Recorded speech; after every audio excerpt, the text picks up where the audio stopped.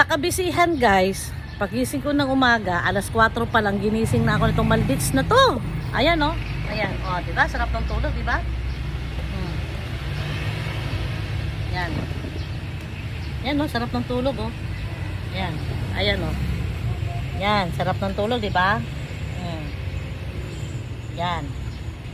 Paano di masarap ang tulog yan? Hinayaan ko siyang umiyak. Dirty yan. Hinayaan ko siya umiyak. As in, iyak talaga na akala mo yung gutom na inambando na mo siya. Talaga, wah! Pero tinitignan ko kasi baka ma-choke. Tapos nung biglang uminto, tumahimik kasi naglalaba ako. Pagtingin ko, sabi niya, wala, effective. Kaya natapos ko yung pagwawalis ko. Ayan. Yan. Yan. Ayan na yung basura. Ayan. Ilalabas ko na mamaya yan pag may truck kasi bawal ilabas pagka wala yung truck. Tapos yung first batch ko na labahan, natapos ko na rin, isasampay ko na. Tapusin ko muna yung pagkakape ko. Ngayon, ito naman si Kulit. Ayan, maaga na ng ulit. Ay.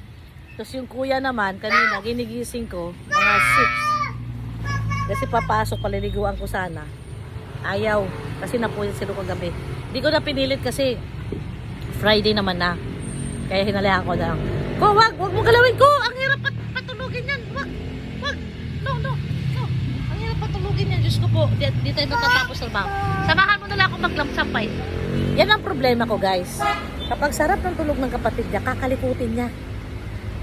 Pipigay niyang ilong, pipigay niyang pisngi. O hindi, yung itutulak niya yung stroller na yung kaalog-alog. Di ba kigising?